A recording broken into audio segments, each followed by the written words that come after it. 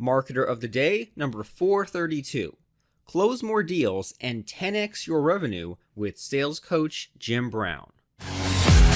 Hey everyone, and thanks for listening. We're talking right now with Jim Brown, and Jim has led two companies from $1 million to more than $10 million, and one from $1 million to $0. He now hosts the SalesTuners podcast, and he trains entrepreneurs who don't realize that they're the VP of sales how to 10x their revenue by using a step-by-step sales formula. So Jim, how are things? Robert, things are great. Thanks so much for having me. Glad to have you. And so yeah, this whole idea of getting people on the phone and talk to them, I love this idea. So what do you have for us today? Well, so much. I mean, we can go all over the place. I want to make sure we get what's best for your audience. But, it was definitely not an error, what you said, right? So I've taken two companies from 1 million to 10 million. But more importantly, that one that I took, unfortunately, from 1 million down to 0 caused me to learn a lot. And now as I've worked with entrepreneurs of all sizes, it's really helped me fine tune how to get them from where they are today to where they want to go. Well, that sounds like a great thing. So can you unpack some of that stuff a little bit of what happened? I mean, up to you if you want to go with the positive success story or the failure, whatever you want. I mean, what happened? Well, like I said, I think you always learn more in the failure than doing the success. I've learned a lot more by getting to no in sales process than I have to getting to yes in sales process. But, so the company, the two that I had success with was one was an SEO company. They were just right at about $1 million in revenue when I joined them. In the SEO space, I knew a lot of the stuff that I was talking about. It made for some very good conversations, and we were just having some great success. And so quickly took them, like I said, up to about $11 million in revenue. I was recruited from there to go to a company called Compendium, which was like a content marketing platform. We had just over about $2 million in revenue that time. And within 2 years, I was able to get that company sold actually to Oracle, who's the second largest software in the company in the world. And then, Robert, I just got a really big ego. I thought that everything that I just said was all about me and that I was the reason for that success. And it couldn't have been more further from the truth. But what I wanted to do at that point was leave that big cushy job of that acquisition from Oracle and raise some venture capital. So I did. I raised $1 million from 14 individual angels and two institutions, simply on a PowerPoint deck, just because I wanted to. That was the idea behind it. I just wanted to be able to say that I had raised $1 million, and I proceeded, over the next 2 years to run that company completely to the ground, 100% loss for myself and all of my investors, more importantly. Well, dang, well, scary stuff. So what's the difference between, other than the ego problem you mentioned, what's the difference between the company that grew and the company that died? I think it has to do with true market acceptance. So I believed that by investors giving me $1 million in venture capital, that was the acceptance of the market, that I was solving a real pain for a customer. And, as we went out and developed the product, I was getting signals from the market that they really didn't care what we were building. It wasn't actually solving a real pain point. But I didn't listen. I just felt, it was, in my opinion, it was going to be like a Facebook. Once they saw it and started using it, then it would take off. And that just didn't happen. But so as we rolled out the product, people didn't use it the way we expected them to use it. And we'd spent so much time and so much of that cash, Robert, that we were kind of running up against the wall, I guess running out of time. And so we got really close to the end. And I feel like we got truly close to actually figuring out what they wanted at the end, but it was just ego. It really was. I was letting my ego get in the way of making decisions based on what the customer actually needed versus what I wanted to build. Okay, so there's some great stuff in there. I mean, one, like you said, is kind of always be questioning and don't let your ego just kind of plow ahead. But what I found really interesting in there was that idea of solving a real pain point. And what that makes me think of is, we all have these projects going on, right? And some are like different shapes and sizes. But if we're moving along and we're saying, well, I'm not really sure if this idea has some value. I'm not sure if people want it. I'm creating it. How do we know if, like you said, if we're like the next Facebook and the problem we're solving hasn't really been solved yet, so we're not sure if people quite get it, versus is it a terrible idea, or am I close but I need to pivot a little bit? Like, how do we know if we're just pursuing just something bad, or if we're on the right track but people aren't accepting it because it's not quite right yet? Yeah, there's a few things I might talk about there. I think the biggest thing for me is in the B2B setting, whether or not it's getting acceptance, whether or not people are paying you to do it. And I know that that may sound simplistic and crazy, but it's true. If people are willing to take money out of their pocket and give it to you, that's when you know it's working from a B2B setting. In a B2C setting, I don't know. I can't say that I've honestly figured that out. That was the failure that we had as we were trying to convince homeowners that they didn't have to go about home maintenance and things like that the way they had in the past, and they could just use our mobile app that would predict the things that that their house needed, and then be able to connect them with the service provider throughout, like I said, the mobile application. But so, if you're, like I said, when you're focusing on the B2B route, it really is, are they willing to pay you money to solve that problem?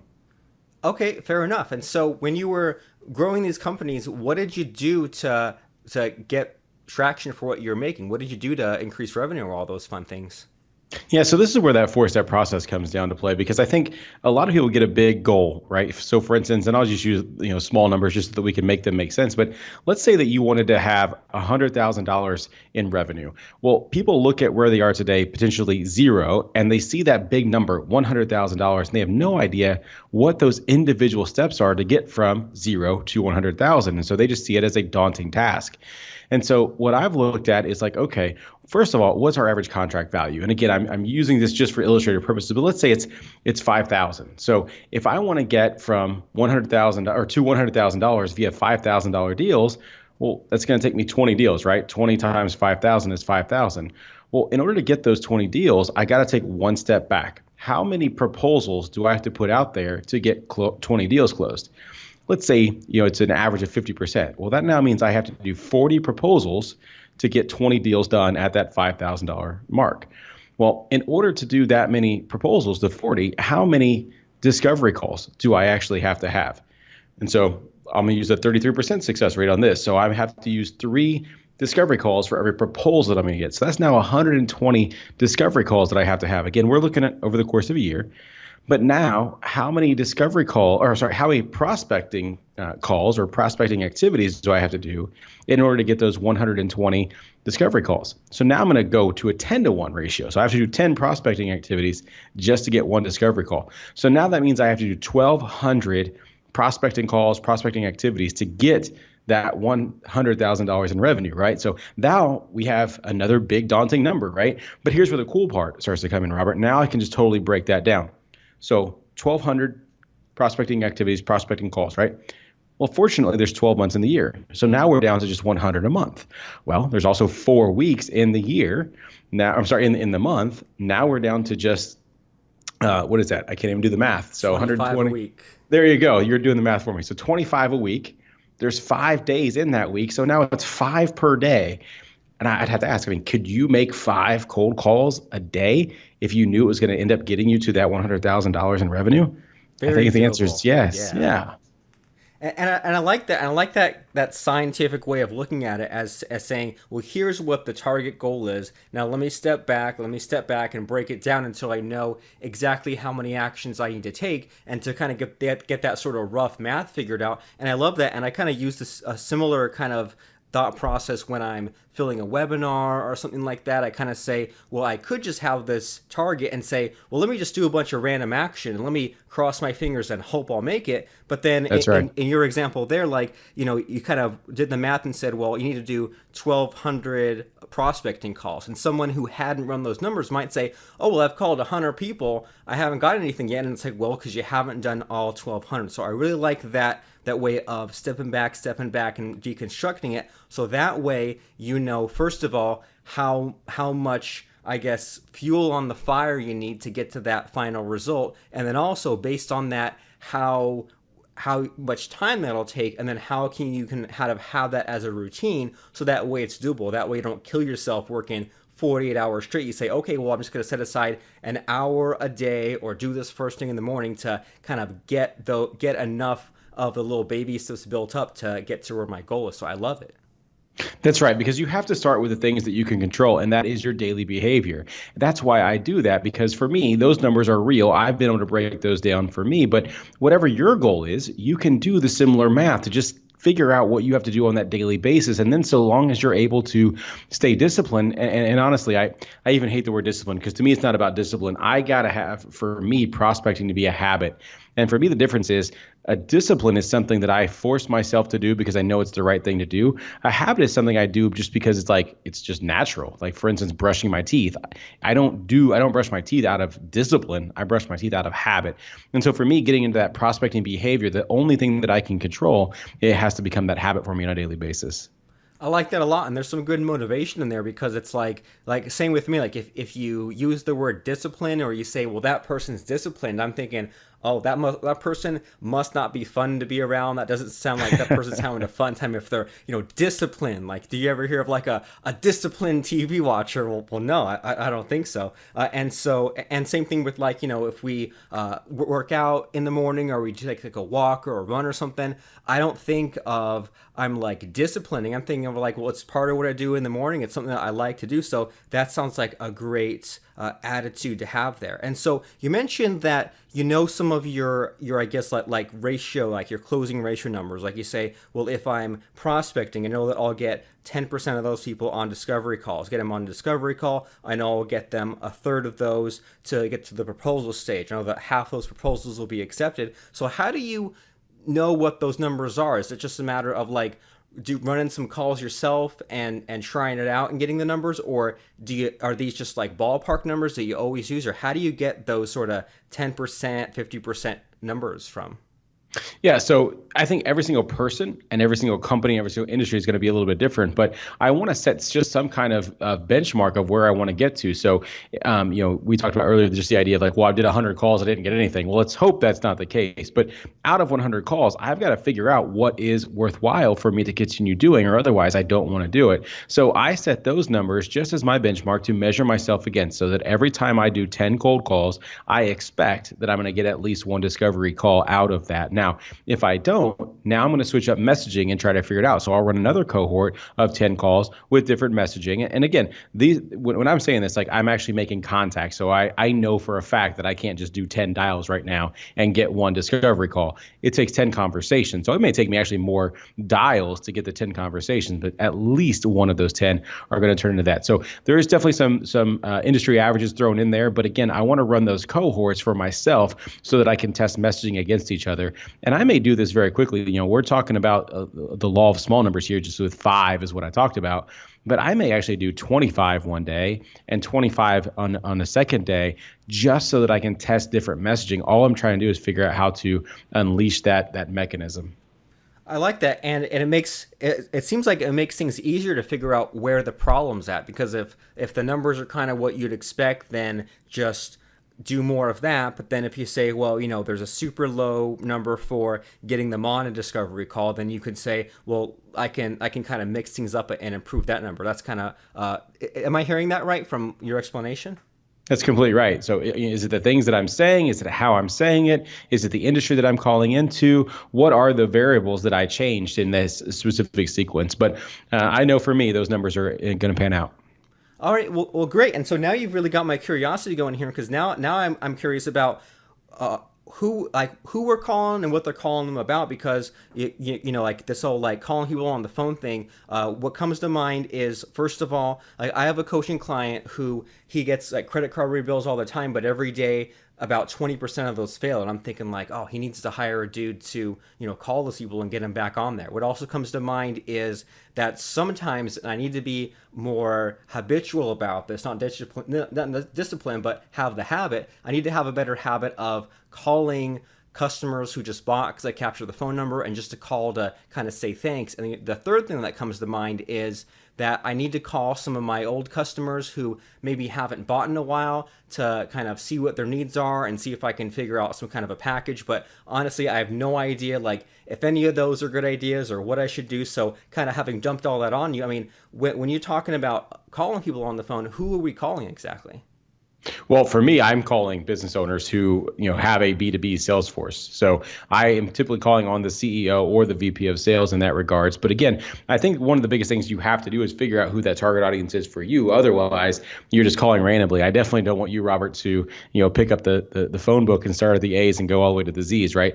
But no, I mean, every cold call I make, every phone call I make, I have a goal and objective for that call. And I have a script that I've developed that I want to run that through, because there's an outcome that I'm trying to get. And so whatever it is, any of those three options that you mentioned, I want to, as long as you have an objective and a goal for that call, go for it, right? And I think getting old customers who you haven't talked to in a while and trying to figure out what those needs are, that's an incredible way to just drum up business very, very quickly. Okay, great. And so, what are we putting in these scripts? Because like this is the kind of topic that I've been kind of just looking into a little bit these last couple of weeks, especially because like calling people and I'll say something like thanks for buying, but then the conversation doesn't really lead anywhere. And then sometimes I'll call customers and I'll say like, oh, I've been thinking about you. I've been like had some ideas, but that didn't really lead very much there either. And so I've looked up like some YouTube videos and I've seen some of these dudes do cold calling. I've looked at like what some of these real estate people do for the cold calls because they seem to be like really dialed in on that, pun intended. And then so they'll make these phone calls and it seems like it's like they're trying to schedule like some like a 10-minute call like later in the week with the actual person. So I mean, is that part of it, or do you just cold call and go right into the pitch, or like what does this cold call script for you look like? Yeah, so happy to talk about mine, and I'll do that in a minute, but let's just get specific. Let's talk about you. So when you're making these calls, what is the goal? What are you trying to have done? To get them to buy some more stuff, to kind of be back into being a regular buyer, and then if they have some kind of special needs, then sell them on a high ticket coaching package. Okay, so I'm going to completely just break all this down for you. Have you ever called anybody and sold them a high ticket coaching package on one call, on the first call? Once.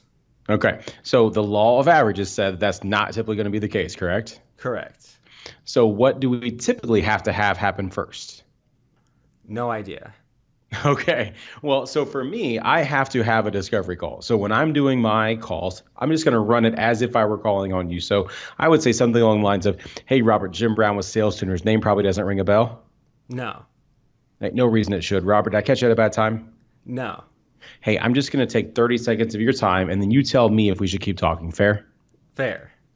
Robert, when I call on CEOs of companies similar to yours, I'm typically talking to them about one of three things. And I have no idea if any of these matter to you, but a lot of them tell me that they are great when they get in front of prospects. The problem is they just aren't getting in front of enough. I can't imagine that's the case with you. Not getting in front of enough. Yeah. Do you ever find that's the case, that you're not getting in front of enough prospects? Sometimes. What do you mean by sometimes? So, and as soon as you break my script like that, I'm immediately in a conversation with you, but I haven't pitched you anything. You don't even know what I do. Right. Right? I told you I called on people like you, and one of the problems that they deal with is that they're great when they get in front of their prospects, but they're just not getting in front of enough of them. Now, you may tell me, nope, that's not me at all. Hey, no worries. I didn't think that it was. Some of the other ones, Robert, have told me that, yeah, they are good when they get in front of prospects, but they're starting to see their deal slip month to month to month when they thought it was going to close. I don't know if that's ever been the case with you at your company. Don't know. Yeah, sure. Well, so the last thing they tell me is now when they do have those deals slip month to month, now they're starting to succumb to price pressures. They're starting to do discounting and basically giving away their margin. I wouldn't expect that you'd be giving away your margin. Only if I'm desperate. Only if you're desperate. But that doesn't happen very often, does it? Try not to, no. Right. When you say try not to, what's that mean? Give or take in a month, how many times? I wouldn't know, but I would just say like there are times when maybe I'm doing a campaign or a launch and it's like flying off the shelves, and other times where it's not quite picking up the speed I want to, and I start to think like maybe I'm priced too much, maybe I have to discount a little bit to get things moving. Right. And so again, as soon as you start to break that script, now we're in a conversation. We're no longer in a cold call, and I still haven't pitched you anything, right? So I'm going to let you talk, and I'm going to let you keep going a little bit. But then my goal, because I know what I have to have, is I got to get you into a discovery call. And so I say, Robert, based upon the things that I'm hearing, I mean, you're kind of lining up with some of the people that I've worked with before to help them solve that problem. Typically what we do is we have about a 90-minute discovery call where I go a little bit deeper into things that you're talking about. I don't know if that's something you'd be of interested in. Let's do it. Right. And so now I get out your calendar and we schedule the appointment. So that's the idea for me, is I have an objective. I want to see if you have any of the three pain points that are the most common pain points that I sell to. And then once I get you on one, boom, let's get a meeting scheduled, because I know that I have to have that meeting in order to sell you something, because I can't sell you on the first call. It doesn't happen for me ever. Okay. So if I'm understanding your like, it seems like a lot of your thought process is on just these micro commitments and this you called up and you said, do you have 30 seconds to talk, and you kind of had the script and you said, like, I talked to people who have, like, you, who have this problem or that problem, and you were kind of fishing until like you said, it would break the script and they were in the conversation mode. And then, if I'm understanding this correctly, so then at that point, once you're in conversation mode, then the idea is to kind of ask them a few questions and to kind of draw out a few problems and demonstrate I guess, the value of getting them on this free 90-minute call. That's right. That's exactly right. Now, because what does the opposite of that sound like, right? We've all had the cold call, the cold call from a person who's just a terrible salesperson, and they get on the call and say, Robert, hey, Jim Brown with SalesTuners. I don't know if you know us, but we are the world's greatest sales training organization. We've helped everybody that have $1 million business up to $20 million businesses, and we have a free tutorial. It's a 90-minute class. It's coming to your town next Tuesday. I don't know if you'd be available for that next Tuesday, would you, Robert?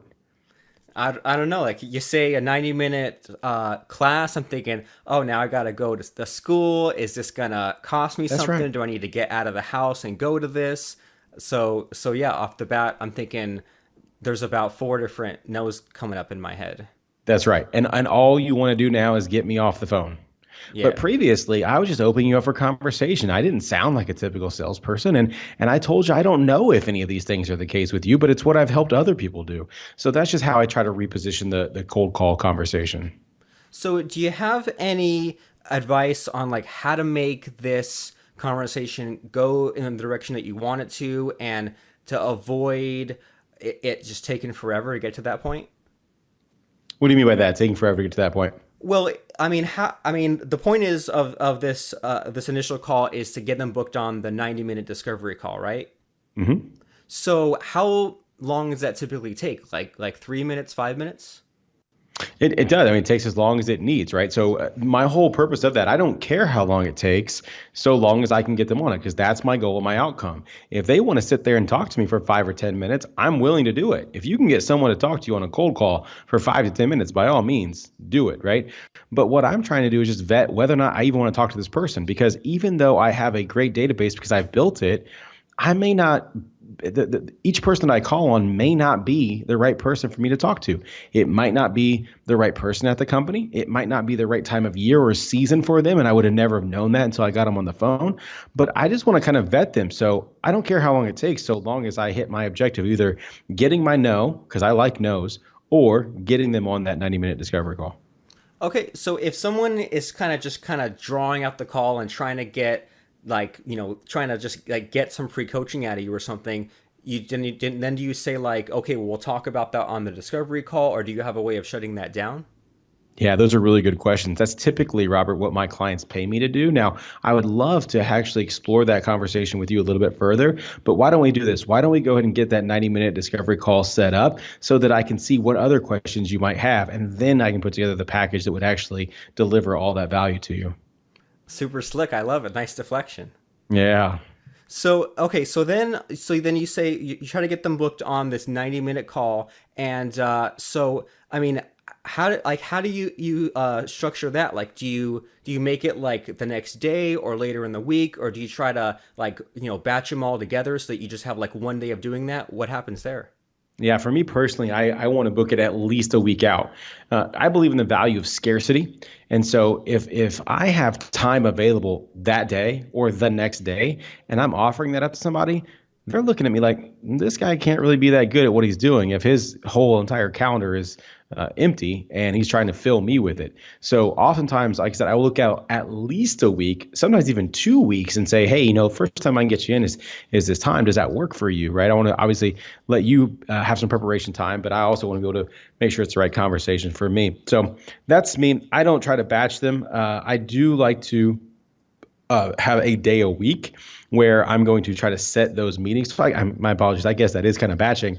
It's just one day a week for me so that I can have two or three of them and stay in that mindset and that mode for the entire day. And so then when you do meet, do you use all 90 minutes, or does it end up falling short? Like, 90 minutes seems like a lot of work on your part.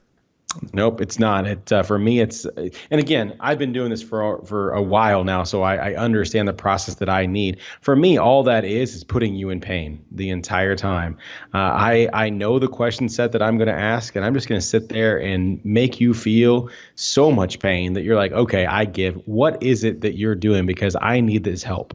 Right. And then I want to sell you what I call a monkey's paw. And the monkey's paw is evaluation. So I'm going to now run an evaluation on you that you have to pay for. And it's going to basically give me everything I need to know about you. I bring you back that evaluation. I show you the deficiencies in your world. And now we can actually talk about the full engagement when you're going to write a really big check to me. So how does that whole process work? The evaluation. So like you're on the phone with them for 90 minutes. Do you like when you're asking them these kind of questions to put them in pain? Are you like writing down the answers, or is the evaluation a separate thing? What's happening there? Yeah, so it is two separate things. The actual evaluation that I do, I purchase the evaluation through a third party, but I will send you a link after we're done and say, hey, this is how we get started. But again, I've put you in so much pain that you're like, okay, I've got to get this pain solved now. So you're willing to write that next check or that first check just to see what it is that I could come back with. And at this point, I call it a monkey's paw because if you haven't heard that concept, think about like one of the big like cruise ships, right? The ropes that they use to anchor themselves to the dock when they're in, those things are like a foot around almost. I mean, they're huge. And so if I'm standing on top of that boat, there's no way I can pick up those ropes and throw them over the edge to the people who can tie them to the dock, right? So what I do is I end up is literally it's called a monkey's paw. I would take the monkey's paw and heave it over to them, and they can catch the monkey's paw because it's really tiny, and then pull in the big rope to them so they can then wrap it around the thing. So the reason why I'm calling that a monkey's paw in this case is because I've sold you something that's a low dollar amount that gets you in the transactional purchase realm of my business. And then once I bring you back the results of that evaluation, you've already kind of committed to me. So when I show you the results, so long as they are results that you want to fix, you're not really going to take them anywhere else and get them solved by someone else. You're going to now fully commit to me. And so this evaluation, what kind of price point are we talking, and what's in it?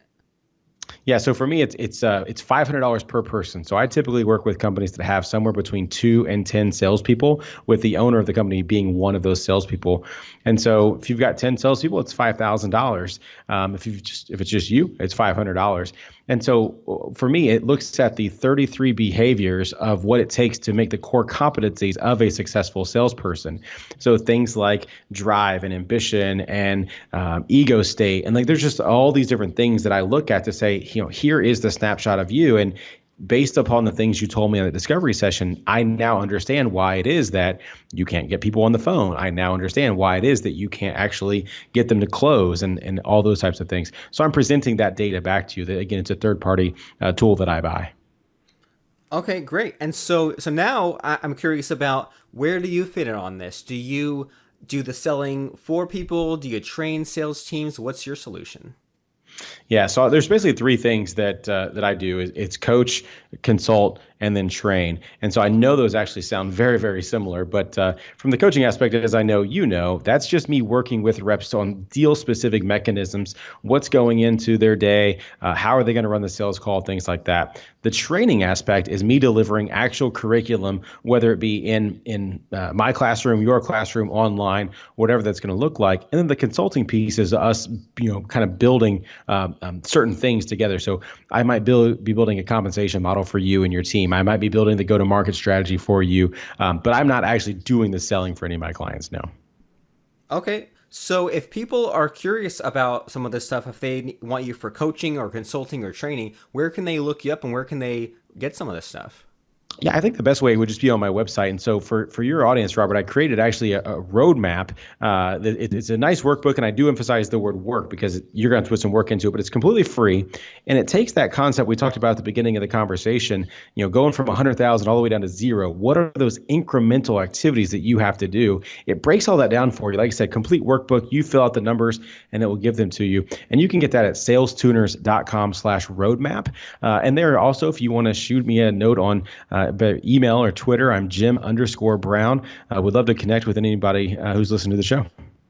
Great stuff. So just make sure everyone has that, jim_brown@gmail.com, and then salestuners.com/roadmap. And so as we're kind of winding down our conversation here, Mr. Jim, is there like a number one tip or a number one universal mistake or just something everyone needs to know when it comes to making these sales and cold calling and all that stuff? Absolutely. You will never get anything in life that you don't ask for. So start asking. I love it. Start asking. It's like the Wayne Gretzky, you miss all the shots you don't take. That's right. Perfect. I love it. So make sure everyone right now go to salestuners.com/roadmap. Claim that roadmap, that workbook. Have you had a chance to rate and review the show yet? If not, go right now to marketeroftheday.com/iTunes. Click view in iTunes and click the ratings tab. We would really appreciate a 5-star rating or whatever you think is fair, plus a quick 1-sentence review to tell us how we're doing. Thank you very much and have a wonderful day.